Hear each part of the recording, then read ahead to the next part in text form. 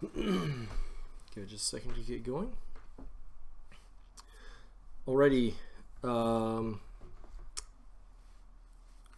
Welcome to another episode of Full Circle. This is episode 30. We've come a long ways. I am Chad, your host. And today, on the eve-ish, for me, of MuseOnCon, I figure I will...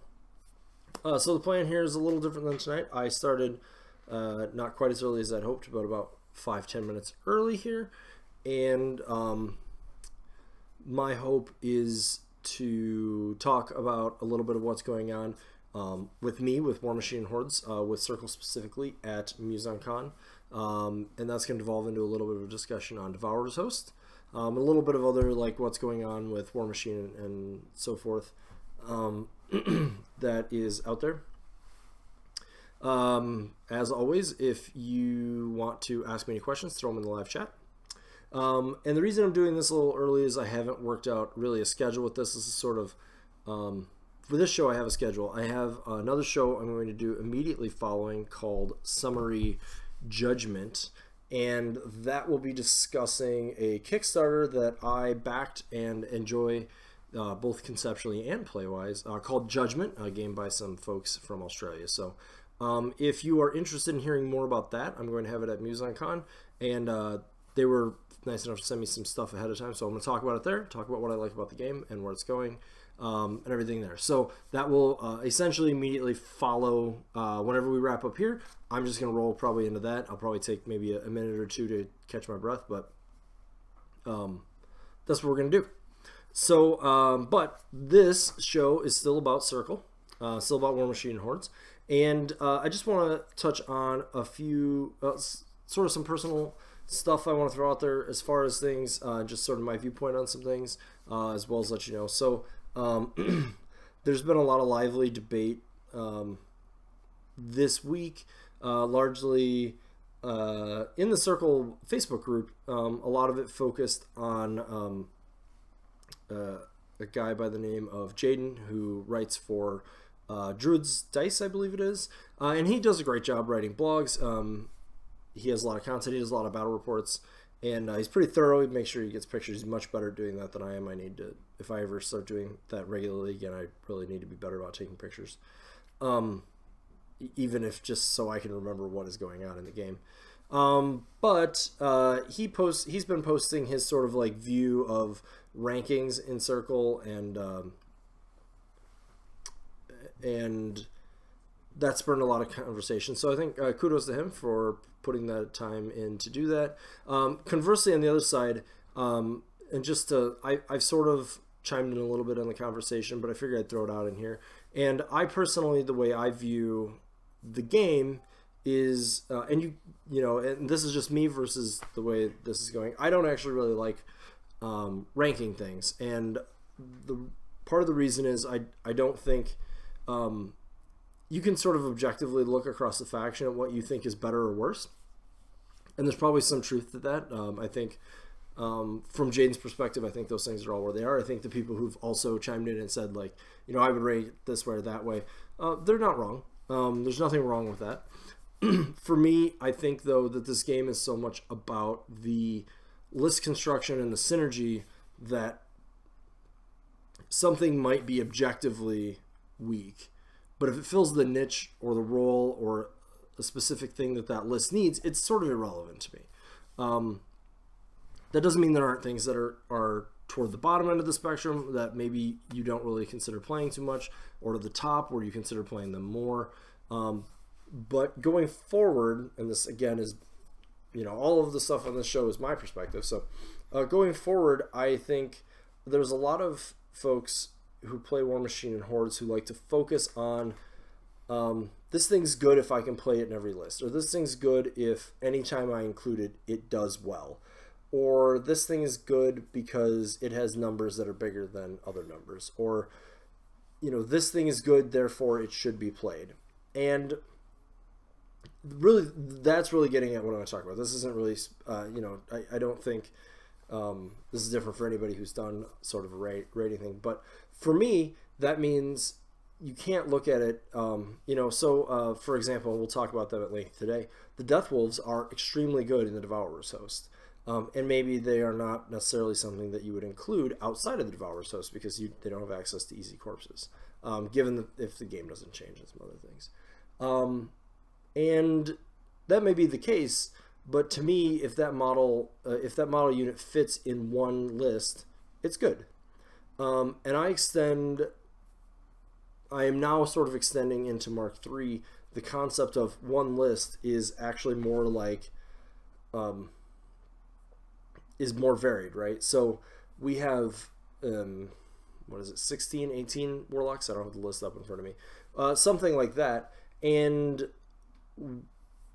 when we're considering what's good and not good with them, list-wise, let's just assume you could have 18 different lists, right? Just right off the bat. If there's 18 warlocks. I could be off on that. That's just the number that sounds right. So I could have 18 lists, and as long as something in the faction has a place in each of those lists where it excels, or where it gives that list the thing it needs, then I think it's in a good place. It has something it can do. I would extend that even farther now, because now we're talking about things that have a home with a warlock and in a theme force, or potentially in a theme force. So with Krueger 1, for example, who we'll talk about, I think the Death Wolves, who I was also talking about, have a place in the Devourer's Host. If I was playing a Krueger 1 list outside of the Devourer's Host, I probably wouldn't actually include the Death Wolves. And that's okay.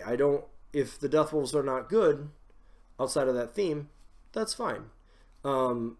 And if they are, because they are good in that theme, and there's a bonus, and there's a thing that makes them good, or there's a thing that they do for that theme that I don't necessarily need or want or feel like has the appropriate synergies in other places. And I think that's really good for the game.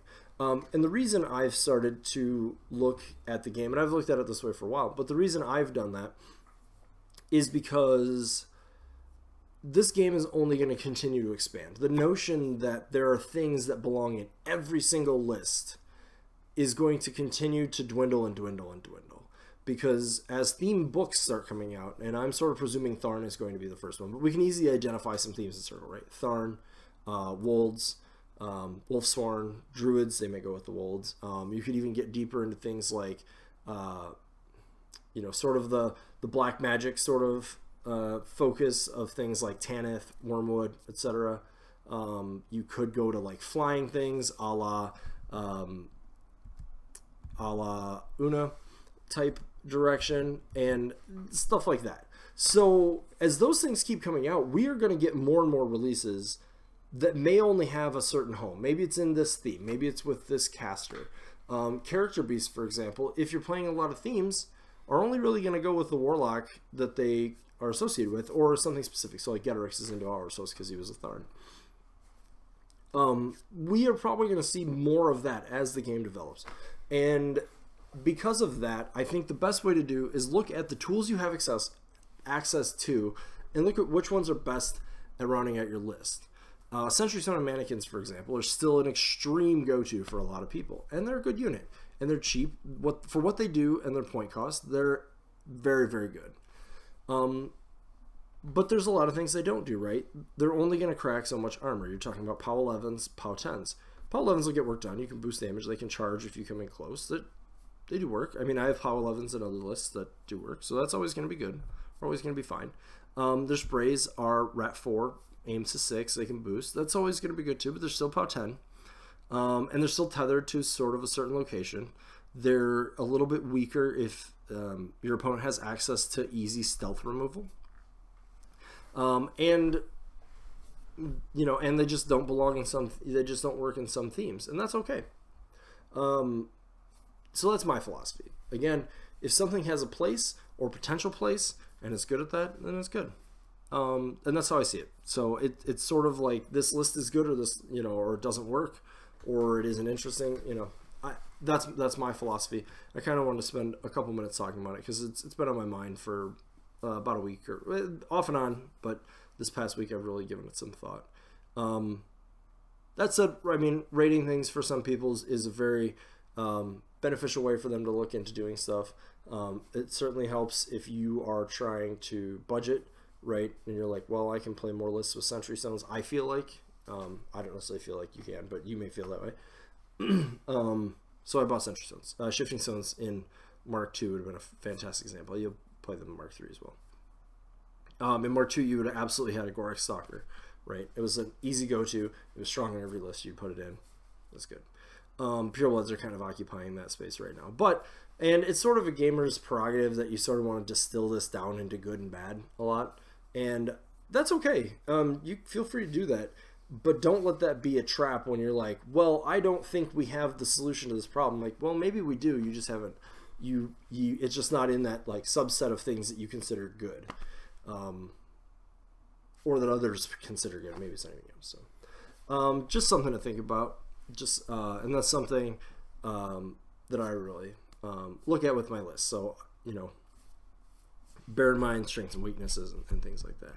And also keep in mind that as these things will shift as the meta shifts. So if we continue getting more and more theme forces, for example, that deny us advanced deploy, things that are effectively paying points for advanced deploy, you may want to start avoiding. And it's in particular, things like Gallows Groves and Sentry Stones are incredibly sad when they lose advanced deploy. So if you start seeing a lot of that, for example, you may not want a list that is contingent on those things being present. It's not as bad for Shifting Stones, in my opinion, but Sentry Stones it's real bad for. Yeah. So with that in mind, and it sort of leads into what I want to talk about, let's talk about MuseOnCon. So if I'm recalling their schedule correctly, they have a Champions event on Friday. They have 2 Masters qualifiers. I can talk. On Saturday. Friday night they may have the team thing. Maybe that's Saturday night. I'm forgetting. And then Sunday will be the Masters finals. At present, I have not given nearly enough thought to playing in Champions, nor do I really have any painted enough stuff painted that I've been playing. For those of you that don't know, right now on the ADR is Tanith, Una2, Morvana 1, and Mosar. I actually think I don't really love where I'd have to look at the rest of the ADR. Morvana 1 might be okay. I'm not really feeling for me right now, I'm having a hard time finding where I would want to put her. She herself is personally very immune to assassination because of Sakpon, and the fact that she has an essentially unpurifiable armor buff is potentially very strong. But the rest of her kit is very focused on recurring our small-based infantry and getting Fury back and doing things to their infantry. And I do think there's enough infantry being played to consider her possibly in that role. But I don't think that she's just not doing enough for that in the way that I'm playing. And I haven't tried to find like an off the wall sort of build for her to try. So I would shy away from that personally. If I were playing it, I would probably be looking at some combination of Mosar, Tanith, and Una2. Likely leaning towards Tanith and Una2. I probably could put some painted armies together for that. Maybe I will last minute. But as of now, I'm not really planning to play that. I'll be the aforementioned Judgment Game will probably come into play there. So Saturday, though, Masters, I am planning to play. I'm going to be sticking with one of the lists I've played for a while now, which is Kaya 2. And the reason for that is twofold. One, I need a list that I have some practice with, that even though I haven't been playing a lot, that I feel confident putting down on the table. I've played her in quite a few events this year, so I sort of feel like that will be fine. The other list, and the reason I'm bringing Kaya 2 is to pair with this, the other list I've been playing a lot of is Krueger 1 in the Devourer's Host. If you've seen me on Twitter, I've referred to it as hashtag Krueger Hill a lot. And the reason for that, I can't remember, I think I talked about it a little bit on here, but the reason for that is the creator of that particular list is one Colin Hill of Australian fame and fortune.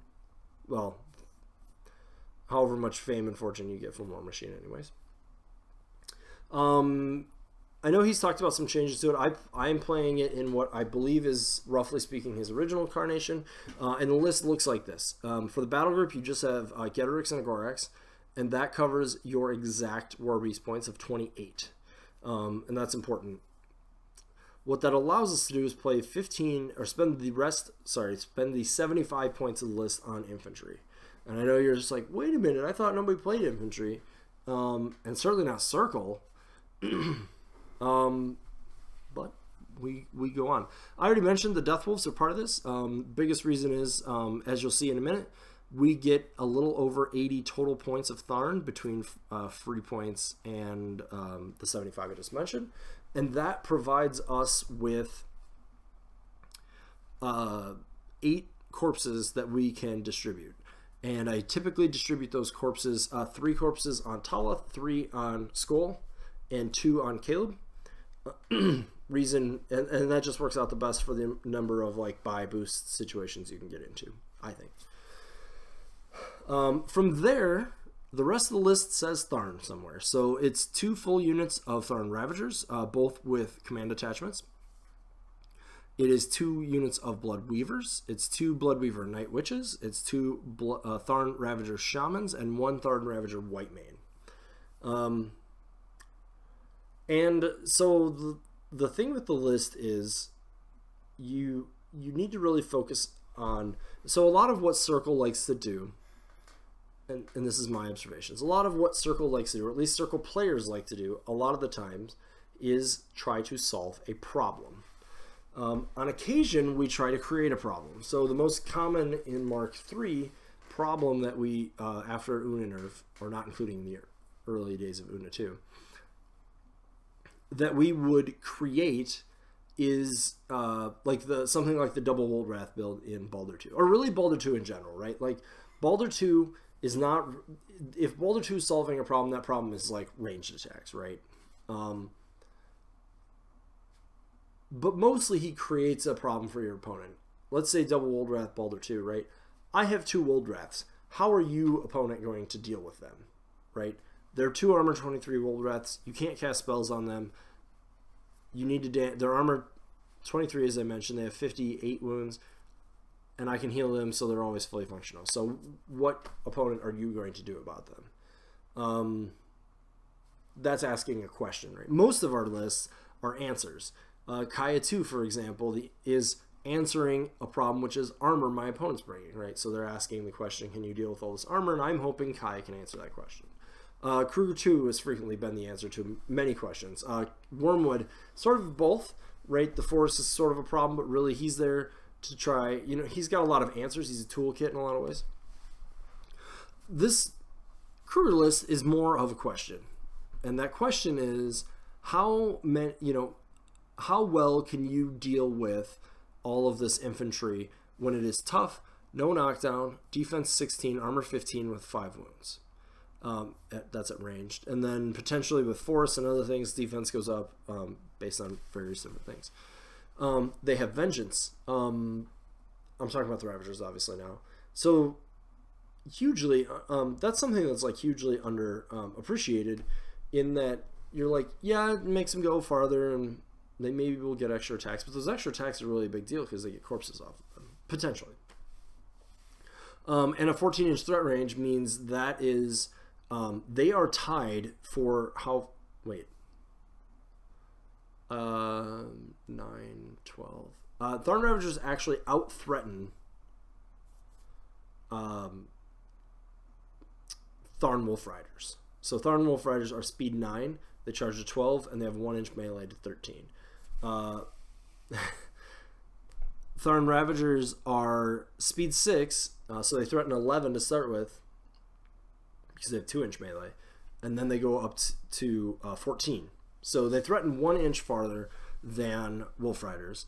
They are Mat 7, which is 1 better but not boosted on the charge, so that's a trade-off. And they're power 13, and you're like, oh, they're only power 13. Aren't Wolf Riders Weapon Masters? Yes, they are. But they're pound 9 weapon masters. You're also getting an additional model, and you're getting a bunch of, in my opinion, 13-15 may actually be a better stat line than 14-14. It probably depends on the situation. So they do actually do okay. I mean, I know most people are like, well, I didn't bring Wolf Riders to crack armor either. Well, that's fine. And obviously you have the potential to spike a little higher with a Webmaster attack, but not good to know on the throne. That actually does make a lot of sense. But a lot of things with them are actually, it's just these little things that stack up. And there's a threshold thing, right? So I know some people are like, well, I put 1 unit of Ravagers, and I put some Bloodweavers and some Blood Trackers and the Death Wolves, and I got my 40 to 60 points of Tharn in there, and I felt like my opponent could deal with all of that. And I'm actually not that surprised. They probably could. What I have found to be the case is it's a threshold problem. You have brought, so I'm bringing, 6, 12, 14 Bloodweaver type models. And I'm also bringing 17 Ravager type models. And they are tough, they're no knockdown, and generally speaking, a decent attack that actually goes their way will box them. The 5 wounds doesn't really make a big difference. It makes a little, but it does make a difference, but it doesn't make a huge difference. But it is important because Vengeance triggers on damaged, not on destroyed, and that's really a big deal. It's all just those little numbers going just to the right places. So he's in the chat, but one of my locals plays Signar, and we tried it into Kara Sloan. And I don't think it's like a fantastic matchup for either side, but the question you're asking her is, can you kill these Ravagers before they get to your hunters or your whatever? And yeah, they're not going to drop an Arcane... They're going to have an extremely hard time dropping an Arcane Shielded Stonewall. So you need to try to play around that in various ways. Either ignoring it as long as you can, trying to get Getterix to it, or trying to arrange for an assassination potentially. But... or some scenario play. And yes, in SR 2017, I do still think that's valid, especially against a heavy shooting list that mostly wants to back up and shoot you. Stormwall can only be in so many places at once. So they're asking this question the whole time. You need to be very focused on positioning so that you can keep your shaman in a place where the guys are within 6 inches of him for Hunter's Grace. And that's going to help you a lot. That said, while the list does ask a question, it also is the answer to a lot of things. It's still Krueger 1, it's still Tharn. So if they bring a lot of infantry, like something like Ghost Fleet, or a few of the others, there's some Khador lists, there's some Protectorate lists, things like that. If they bring something like that, you're still going to have a fantastic answer. You may, in fact, be able to sort of use that in your list chicken to realize, like, okay, well, I'm thinking about dropping Krueger. They have an infantry list and a warjack list. Are they going to try to feel like they need to solve my infantry problem with their infantry, or are they going to try to bring war beasts or warjacks to deal with it? And you need to play around. You need to really be thinking about that in your list selection. And it's all about making them a little bit better than you would think. Defense 16 is pretty good into most shooting.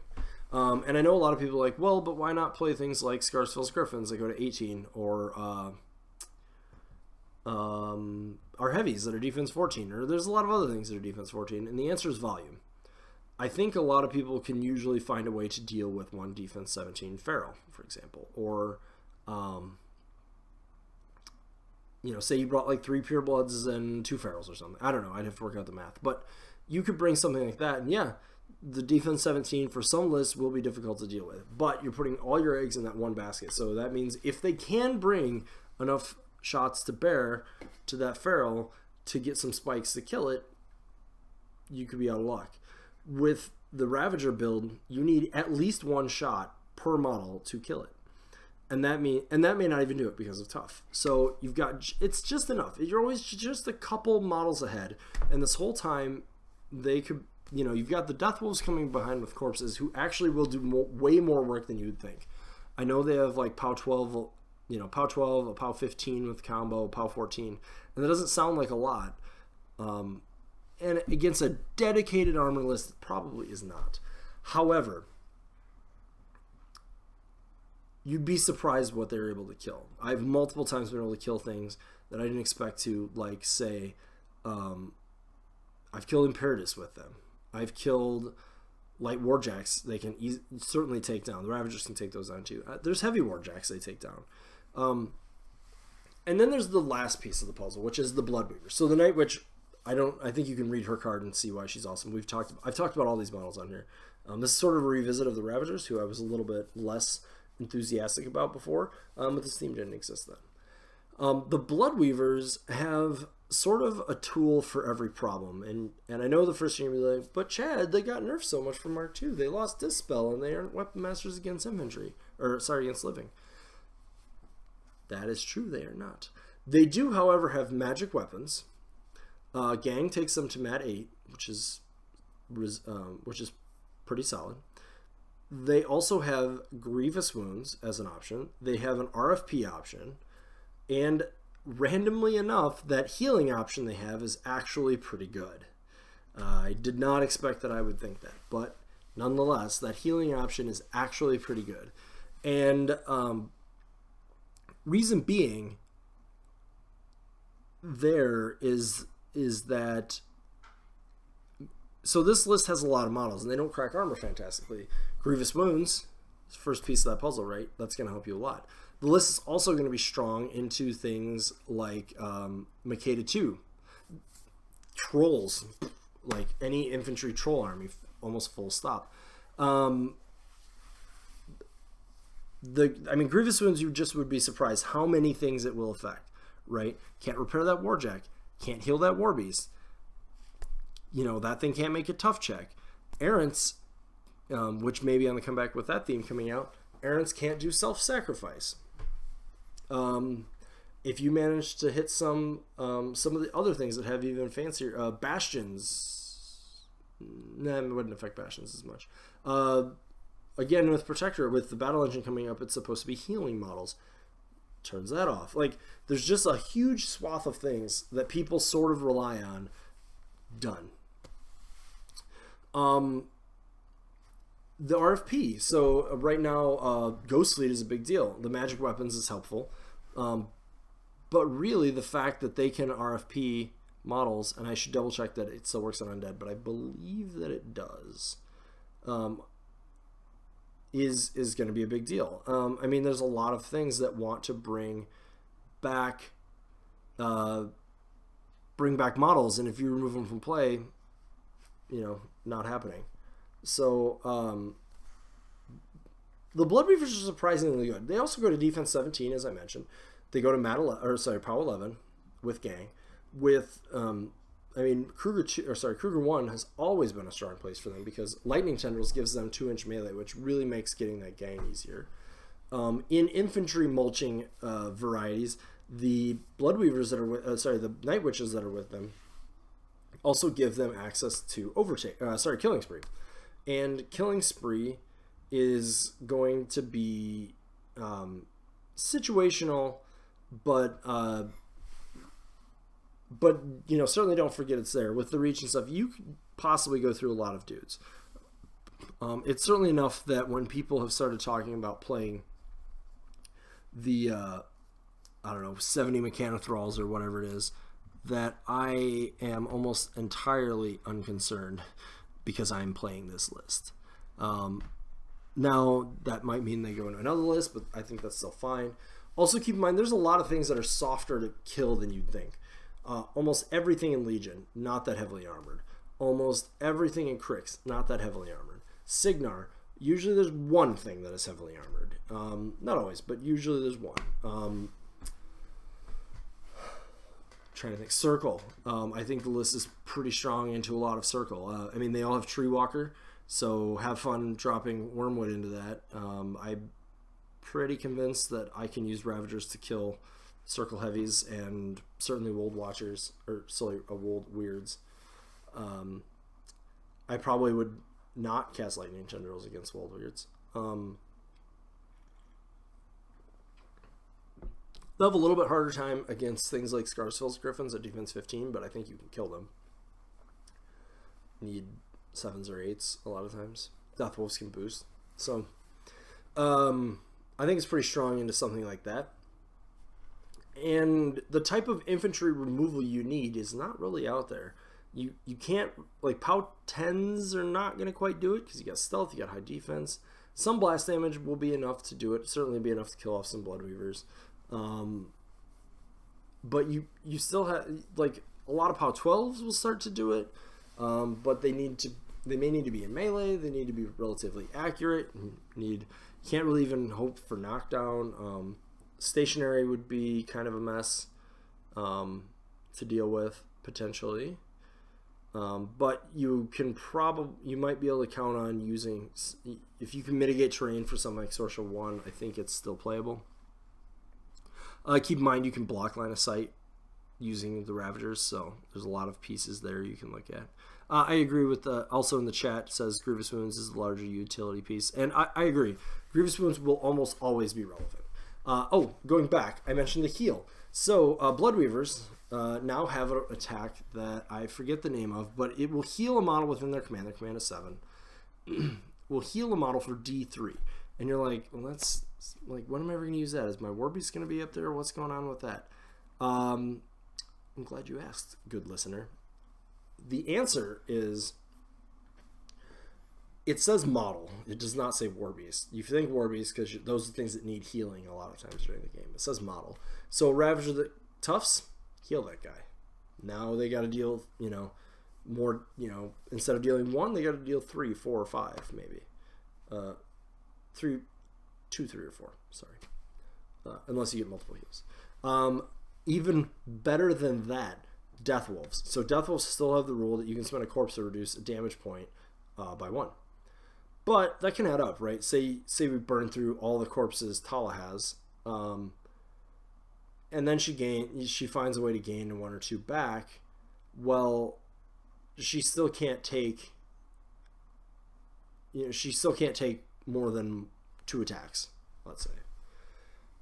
But if Bloodweaver heals her, it's like if you've ever played against somebody who's gotten to heal the book in Protectorate and you've just groaned to yourself, that's what your opponent's going to do with that.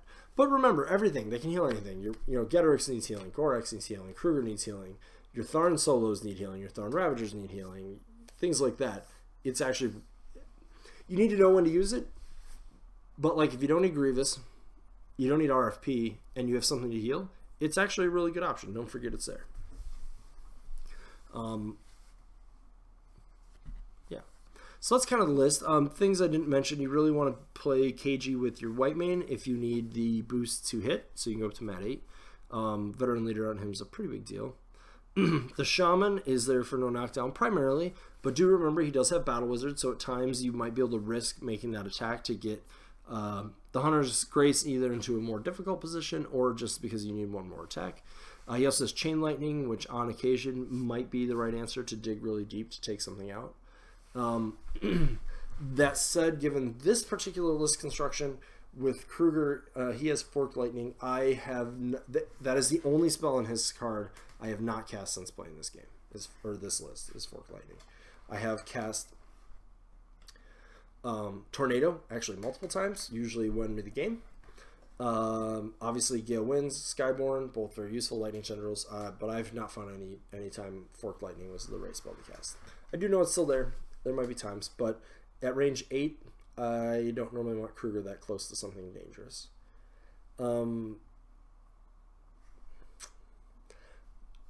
The final key component to this list is Getorix, and I think his inclusion with Agorax is key because, if you recall, I mentioned that Arcane Shielded Stonewall, right? And with Getorix, you're not going to kill the Arcane Shielded Stormwall with Getorix by himself. But you can do a decent amount of damage to it. I'm doing some quick guesstimating in my head, but your dice -1 on 5 attacks, and minus, this is with primal, -4 on another one. So you've got 3 and then another 30. So you're doing about 33 to it, and it has like 56. And that's on average dice. But what I like to do is delay doing that as long as possible and put in, the Death Wolves, some Ravagers and whatnot into him to sort of soften that up. And that usually works. When I played against the Stormwall, if you can kill Junior, that's big, but they have to bring him forward farther usually than a good opponent will. If you can use terrain to sort of keep yourself safe, or possibly even put Getrix in a position where the Stormwall's going to have a hard time killing him back, these are all things that are possible. Spiny Growth is really key on Getrix. It'll keep him up longer.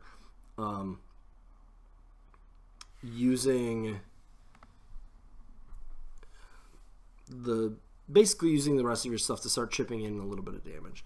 You wouldn't think Power 13s on average to a Stormwall are going to do like 1 or 2 damage, and that's true. But again, if they can't repair it, which in my experience most Signalists only have Arlen, and he can only be up so far before you can kill him too. He's immune to lightning though, so you can't use your feet to do it. If you keep those things in mind, you can sort of chip away at him, and then get Getrix in there. And frankly, don't always look for that. I often just keep in mind it can't trample a Ravager, so it's got to clear it out somehow. If it has to activate to kill it, you lose 1 Ravager, their Stormwall stays where it is, you're okay.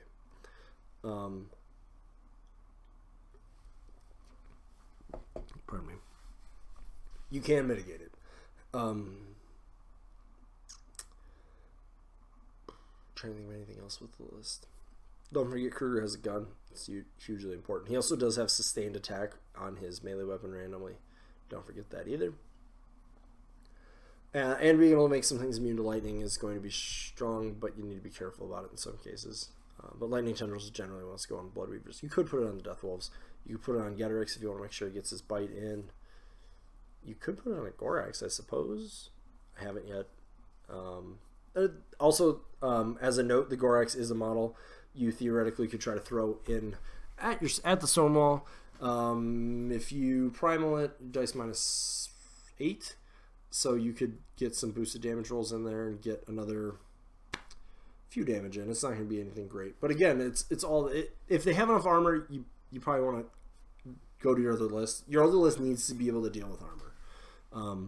I recommend something like Una 2, Tanith, Kaya 2, Kaya 3, Chromac 2 would probably be fine.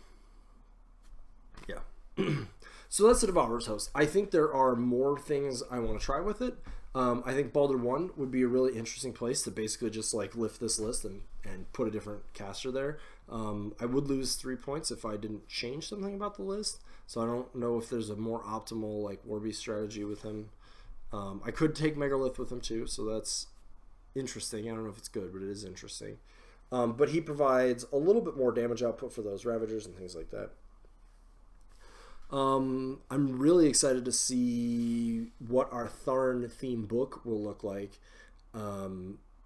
because there's like Blood Pack right now just don't really fit anywhere that I'm looking at, but after they go through CID and after maybe they get a command attachment or a solo that buffs them, could be something really interesting.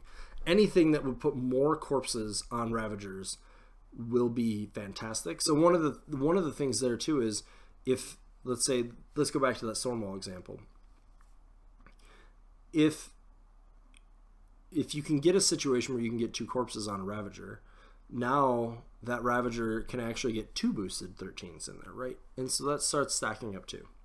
Vengeance is a big part of that. You get a kill, then you can get more kills and work your way through. They do also have the Overtake mini feat, so keep in mind you can mulch a lot of infantry with them that a lot of other things can't. At Power 13, you're in the range to start killing some of those things that are like Iron Zealing to armor 17 plus, basically, pretty easily. I would say up to, that's my 7 at armor 20. 19 to 20, you can start killing them. On the charge, you'll kill way past there, so keep those sorts of things in mind. Ravagers also have overtake, Death Wolves also have overtake, so that's another piece as well. And somebody had asked me to talk about the Devourer's Host list, so this is kind of that discussion, just keep in mind. But other places I think that this style of theme has legs is Krueger 1, I think, is the best is going to most consistently have a better game into ranged because of Gale Winds. I think Baldur 1 is going to be a little bit more well-rounded. His feat helps you for a turn against shooting because you get cover. They go to defense 17. He has solid ground, so you can sort of... The one change I would absolutely make is another white main and 2 white mains and 1 shaman instead of 1 shaman and 2 white mains. Because solid ground is no knockdown anyways. He also has the Forest, which can help trigger their defense for Tree Walker, and trigger Prowl for the Death Wolves, Stone Skin for more armor cracking, albeit at a decreased speed, and more armor. 12-17 is actually a pretty, it's a solid stat line, I would say, when you add wounds and tough and no knockdown and stuff. His spell's also a little longer if he wants to use it. So Baldur 1 has that going for him, but he doesn't have that dedicated, and his feat is going to blunt an alpha as well, but he has to be up the table farther. His stats are better in some ways and worse in other ways than Krueger. He's a little slower, etc. Morvana 2 is another place, so you're basically trading Fog of War for Gale Winds, which is not a nothing trade. I think she loses a Warbeast point too, so you have to finagle some stuff or drop Getterix down to something else. But probably a Stalker, I would say. I would probably go to a Stalker. You might just miss out on a point. And but Fog of War is nearly Gale Winds, kind of. If they ignore concealment, it's much, much, much worse. And you don't get the benefit of, this is true with Baldur's Feet, but you don't get the benefit of double stacking, right? So Krueger, they go to 16 regardless, and then they go to 18 in concealment, or 20 in cover, or 18 on a hill, etc. You're not going to get to stack with concealment, or the concealment with cover, or whatever, in Morvana. Carnivore, you have to be careful of, because it turns off a lot of things that those models do. So Bloodweavers, if they remove from play, can't Killing Spree, same for the Night Witch. Ravagers don't get corpses, and that's a huge problem. Death Wolves don't get corpses. I think it stops Berserk on the Stalker. It doesn't stop Lightning Strike anymore. It used to. But it's still going to help. There are still cases, like she may be better as a dedicated answer into Oracles, the Fiona list, right? Because now they're defense 17 on the feet turn, and you can have Ravagers that are mat 11? 10, mat 10. Or 11 in some case. The command attachment's mat 8, so he goes up to 9 with Veteran and then up to 11 with Carnivore. Her rerolls are going to be circumstantial just because of it only being command 9. So Fog of War is really good with them. Carnivore is situational. Her other spells are not really relevant to this particular problem. But her feat is extremely relevant, right? So I was just talking about how these things are very... you've got to put more attacks into them than you think. And then she's going to put them back in play.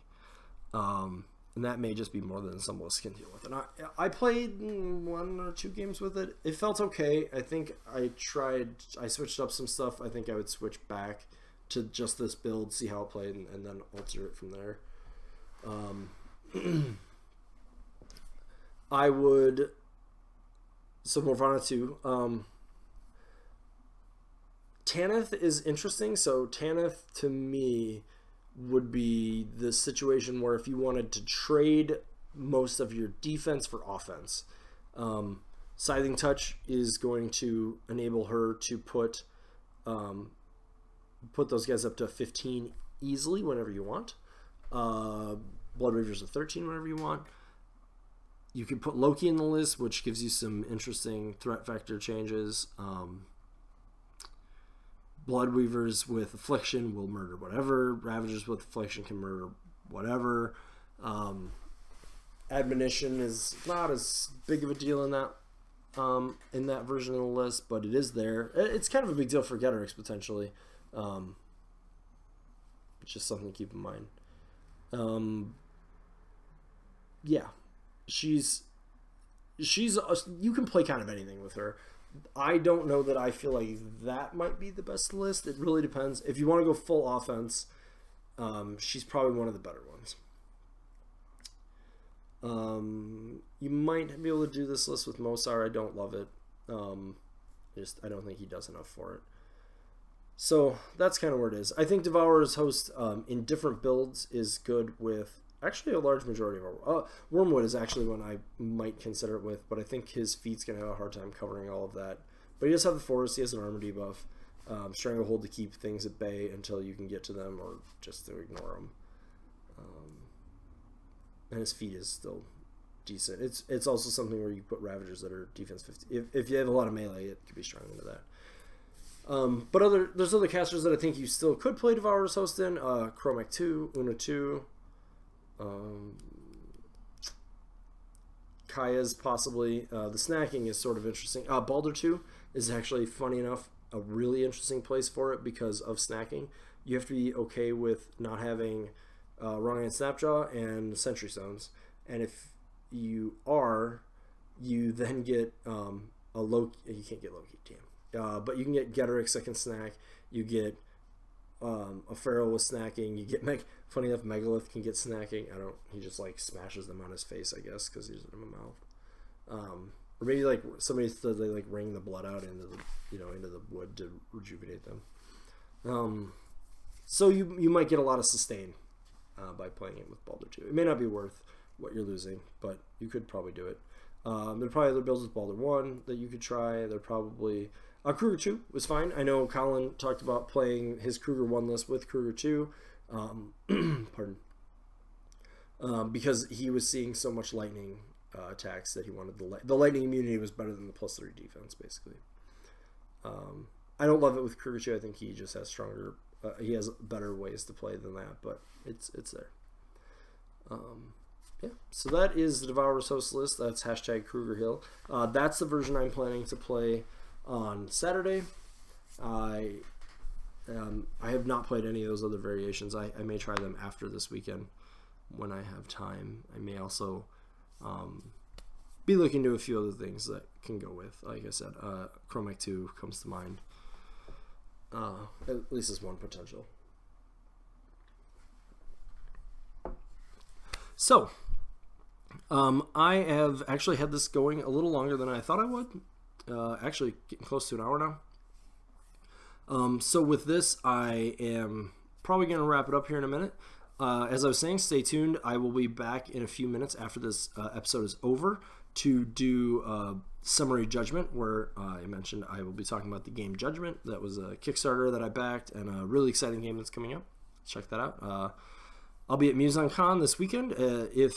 Feel free to, if you want to chat Circle, I love to talk about Circle. I pretty much talk to myself to do this, to talk to you, so,